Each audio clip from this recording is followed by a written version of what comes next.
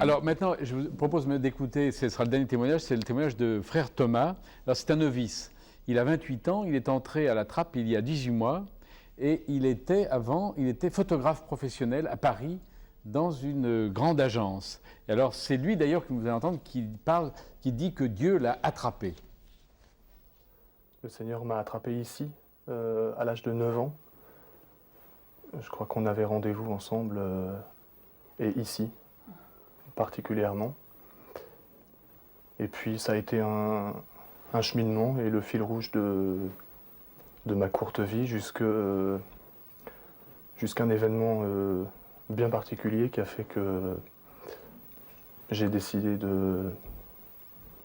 d'abandonner ce qui était ma vie avant et de rentrer ici. Vous appelez un événement bien particulier, c'est une déception, un chagrin Pas du tout, c'est le suicide de Pierre Bérégovoy. Pardon.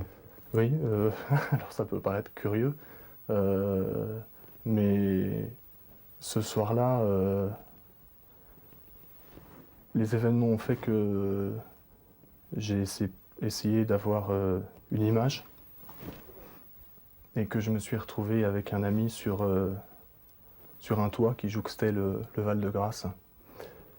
Et en fait, je m'en suis pas rendu compte tout de suite, mais c'est quelques jours plus tard que j'ai pris conscience de l'absurdité que ça pouvait avoir. J'étais sur un toit, il pleuvait, j'avais une trouille monstre de tomber. Pour shipper une photo. Oui, pour avoir une photo, pour avoir une image. Et en fait, quelques jours après, j'ai reçu ça en pleine figure, vraiment. Ça vous a paru absurde. Complètement. Vraiment.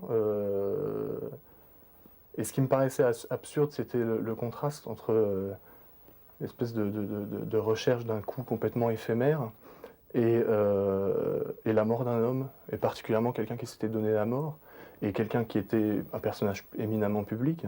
Il y avait quelque chose qui collait plus. Je crois que à ce moment-là, je me suis un peu dégoûté de moi-même. Mais pas dans le mauvais sens. Mais ça a été le petit coup qui a fait que... Ouais. Et puis curieusement, c'était prévu comme ça. Peu de jours après, j'allais avec des amis à l'abbaye de Tamier, en Savoie. Et pour vraiment, c'était le pont de l'Ascension, donc pour passer 4 jours un peu tranquille dans la montagne. Et là-bas, au cours d'une oraison,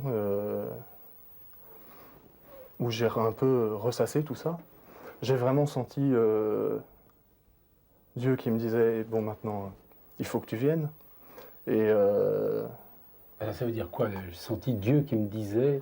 Alors, ça veut dire quoi, ça? Ça veut dire que vous avez...